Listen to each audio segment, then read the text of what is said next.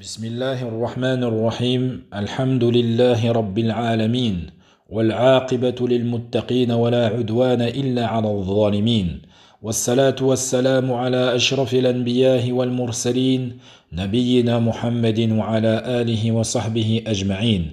السلام عليكم ورحمة الله وبركاته. أهلا وسهلا بكم في هذا الدرس عن التوحيد، ووصلنا إلى الدرس الرابع عشر من التوحيد، وهو عبارة عن الإيمان، وهي ستة الأركان. Nous sommes arrivés à la 14e leçon et nous allons parler aujourd'hui des 6 piliers de la foi. والشيخ الوصابي رحمه الله nous dit: اعلم أخي المسلم وفقني الله وإياك لما يحبه ويرضى أن رسول الله صلى الله عليه وسلم لما سأله جبريل عليه السلام عن الإيمان قال: أن تؤمن بالله وملائكته وكتبه ورسله واليوم الآخر وتؤمن بالقدر خيره وشره. فقال له جبريل عليه السلام: صدقت. أخرجه البخاري ومسلم. Sache, mon frère en islam, qu'Allah nous guide vers ce qu'il aime et agrée, que lorsque Jibril alayhi salam questionna le prophète sallallahu alayhi wa sallam au sujet de la foi, au sujet de l'iman, un Nabi sallallahu alayhi wa sallam lui répondit: c'est que tu crois en Allah, en ses anges, en ses livres, en ses messagers et au jour dernier, et que tu crois au destin favorable ou défavorable. Jibril alayhi salam lui répondit alors: tu as dit vrai. C'est un hadith qui est rapporté par Al-Bukhari ou Muslim. Ce hadith est connu des savants de l'islam sous le nom du hadith de Jibril alayhi salam. Et c'est le hadith où Jibril alayhi salam est venu au prophète sallallahu alayhi wa sallam sous l'apparence d'un homme étranger et qui était vêtu de vêtements très blancs et qui avait les cheveux très noirs. Et les savants nous expliquent que cette précision qui est donnée dans le hadith de la part de celui qui le raconte, c'est pour marquer le point sur le fait que cet homme était connu de personne, donc forcément il était voyageur. Mais pour autant, il n'avait aucune trace du voyage. Car comme vous le savez à l'époque, lorsque tu voyageais, tu étais forcément ébouriffé, les cheveux éparpillés dans tous les sens, les vêtements pleins de poussière, alors que cet homme, ça n'en était pas le cas. Également, lorsqu'il prit place auprès du prophète sallallahu alayhi wa sallam, il se mit face au prophète sallallahu alayhi wa sallam et il colla ses genoux contre ceux du prophète sallallahu alayhi wa sallam. Les savants ici nous donnent comme enseignement que pour l'étudiant en sciences ou pour celui qui assiste à une prise de parole religieuse ou à une assise de science, il lui est recommandé de se rapprocher de l'interlocuteur, de l'imam, de celui qui prodigue la bonne parole. Et en faisant cela, il montre son intérêt. Et également, comme nous l'avons dit précédemment, il lui dit: informe-moi sur l'islam. Et là, le prophète sallallahu alayhi wa sallam lui a exposé l'islam, d'attester que Allah azza wa jal est le digne d'adoration à juste titre et que personne d'autre ne mérite l'adoration en dehors de lui, que Muhammad est son messager et serviteur, d'accomplir la prière, de s'acquitter de l'aumône, de jeûner le mois de Ramadan et de faire le hajj pour celui qui en a la capacité financière et physique. Et Omar ibn al-Khattab radiyallahu anhu, qui rapporte le hadith, il nous dit que à la fin de cette question, Jibril alayhi salam a dit au prophète sallallahu alayhi wa sallam: tu dis vrai. Omar s'est étonné, il lui s'est posé la question en se disant: comment un homme que nous ne connaissons pas peut-il poser la question et affirmer, confirmer que cette réponse qui est donnée du prophète sallallahu alayhi wa sallam est la bonne réponse. Et à la fin de ce récit, An-Nabi sallallahu alayhi wa sallam informa ses compagnons de qui était cet homme qui était venu à lui et qui lui avait posé toutes ces questions. Et il dit à ses compagnons: savez-vous qui est cet homme? Et les compagnons ont dit: Allah wa rasuluhu a'lam. Il leur répondit: cet homme n'est autre que Jibril, il est venu à vous pour vous enseigner votre religion. Et c'est de là qu'est venu le surnom de ce hadith qui s'appelle maintenant le hadith de Jibril. Donc lorsque on te pose la question, Akhil Karim, quel est le hadith de Jibril, tu sauras que le hadith de Jibril, c'est le hadith qui est rapporté par Omar ibn Khattab radiyallahu anhu et dans lequel Jibril a posé des questions et le Nabi sallallahu alayhi wa sallam a lui donné des réponses. Et nous tirons à travers ce récit certaines leçons, comme le fait qu'il est recommandé, ou en tout cas qu'il est bon, de poser des questions et de recevoir les réponses. C'est-à-dire que c'est une manière d'enseigner la religion. Au lieu de donner un cours où les gens t'écoutent, tu poses des questions et tu réponds à ces questions. Et après avoir posé les questions sur l'islam, Jibril alayhi salam lui a posé la question sur la foi. Et il lui a dit, informe-moi sur la foi. Et nous tirons comme enseignement à cet instant que lorsque le prophète sallam fut questionné sur l'islam, il lui a exposé et évoqué des actes apparents. Le fait d'attester, c'est une chose apparente. Le fait de prier, ce sont des actions. Le fait de jeûner, également. Le fait de faire la zakat, de donner la zakat, également. Le fait de faire le hajj, également. Tout cela nous montre que ce sont que des actes apparents. Et lorsqu'il fut questionné sur la foi, il lui a fait connaître, il lui a exposé la foi avec des actes qui sont intérieurs, qui viennent du cœur. Quand il dit, il faut que tu crois, il faut que tu aies la foi en Allah, en ses anges, en ses livres, en ses messagers, au jour dernier, et que tu aies la foi et que tu crois en la prédestinée, qu'elle soit favorable ou défavorable.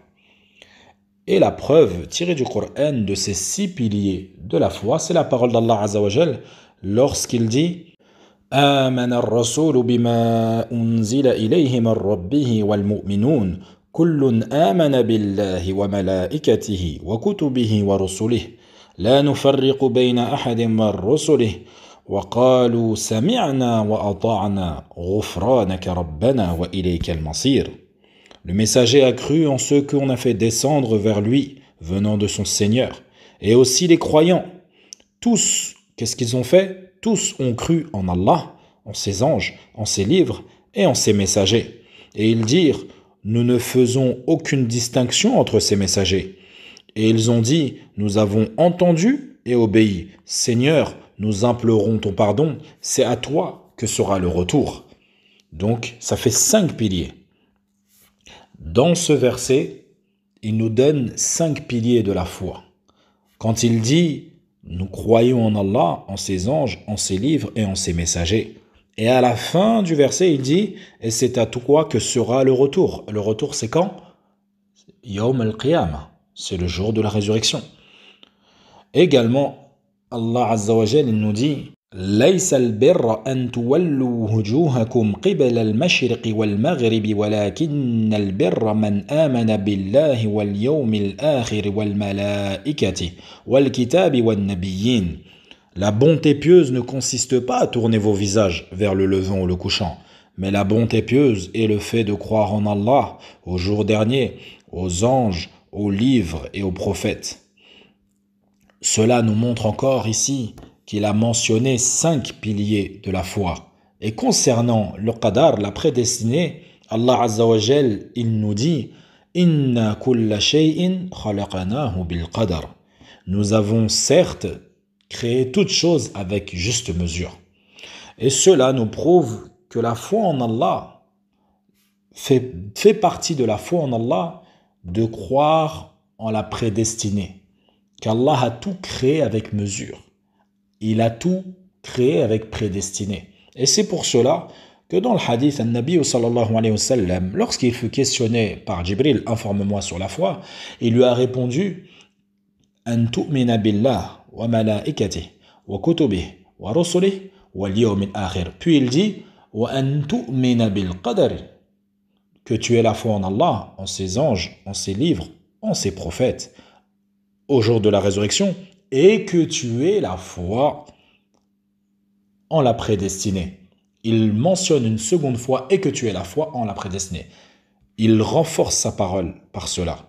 Pourquoi? Car les savants nous expliquent que la prédestinée fait partie de la foi en Allah Azza wa Jal.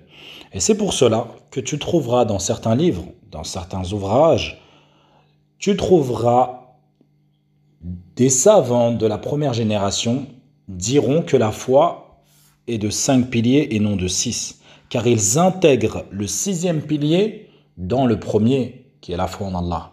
Et c'est pour cela qu'il a appuyé Nabi sallallahu alayhi wa sallam sur le fait de dire « Et que tu aies la foi en la prédestinée », que tu crois en cette prédestinée. Et la foi en la prédestinée, qu'est-ce que c'est? Elle contient 4 degrés. Le premier, c'est que tu saches qu'Allah Azza wa Jal sait toutes choses. Le second, il a écrit toutes choses. Le troisième, il a décidé de l'écrire. Et la quatrième, il l'a donc créé. Donc la foi en la prédestinée, c'est Allah a su. Il l'a écrit. Il a décidé de le créer. Il l'a donc créé. Et donc tout cela fait partie de la foi en Allah Azza wa Jal. Mais pour appuyer sa parole, le prophète sallallahu alayhi wa sallam dans le hadith, il a dit que tu aies la foi en Allah, en ses anges, en ses livres, en ses prophètes, au jour de la résurrection, et que tu aies la foi en la prédestinée. Car combien d'hommes et de femmes renient ce fondement et cette croyance de la prédestinée? C'est comme si, et ce n'est pas comme si, Allah Azza wa Jal, il nous a enseigné des choses à l'époque du prophète sallallahu alayhi wa sallam, qui à son époque, il n'avait pas ce souci sur la prédestinée. Les soucis sur la prédestinée de la communauté musulmane sont venus bien après la mort du prophète sallallahu alayhi wa sallam. À l'époque du prophète sallallahu alayhi wa sallam, ceux qui croyaient en islam, ceux qui se soumettaient à l'islam, croyaient en la prédestinée. Et c'est que plus tard que les gens ont commencé à diverger dessus. Pareil pour l'innovation. À l'époque du prophète sallallahu alayhi wa sallam, l'innovation n'existait pas. Personne ne pouvait innover, car il y avait le prophète sallallahu alayhi wa sallam, soit il acquiesçait, soit il rejetait. Donc l'innovation ne pouvait avoir lieu. Et pourtant, Allah Azza wa Jal a mis en garde contre l'innovation. Et c'est pour répondre à ces ignorants qui pensent que l'islam n'est pas praticable à nos jours. Et ils disent, les temps ont changé, nous avons une autre façon de vivre et ce n'est pas adapté. Pensez-vous vraiment qu'Allah ignorait ce qui allait se passer en 2020, ce qui va se passer en 2030, ce qui se passera en 2040? Pensez-vous vraiment qu'Allah Azza wa Jal ignore une chose de sa création? Allah, il connaît ce qui a été, ce qui est et ce qui sera. Et il connaît même ce qui aurait été s'il avait été. Et c'est très important de comprendre cela, car ça répond à toutes ces personnes qui ont l'ambiguïté de se dire que l'islam d'aujourd'hui n'est pas compatible, ou plutôt que la vie d'aujourd'hui n'est pas compatible avec les fondements de l'islam et que de revenir au texte, c'est marcher à reculons ou c'est marcher trop lentement ou peut-être même c'est retourner en arrière. Allah Azza wa Jal, A'lamul Hakimin, il est le plus savant des sages. Il sait tout ce qui est et tout ce qui y aura et il sait tout ce qui a été. Walillahi alhamd. Mais Inch'Allah wa ta'ala, nous reviendrons sur le sujet du qadar, car certains utilisent le qadar, subhanallah, cette connaissance d'Allah, subhanallah, pour justifier leurs péchés, pour justifier leurs mensonges. فنسأل الله تبارك وتعالى أن يرينا الحق حقا ويرزقنا الاتباعه وأن يرينا الباطل باطلا ويرزقنا الاجتنابه إنه سميع مجيب وصلى الله وسلم على نبينا محمد وعلى آله وصحبه أجمعين.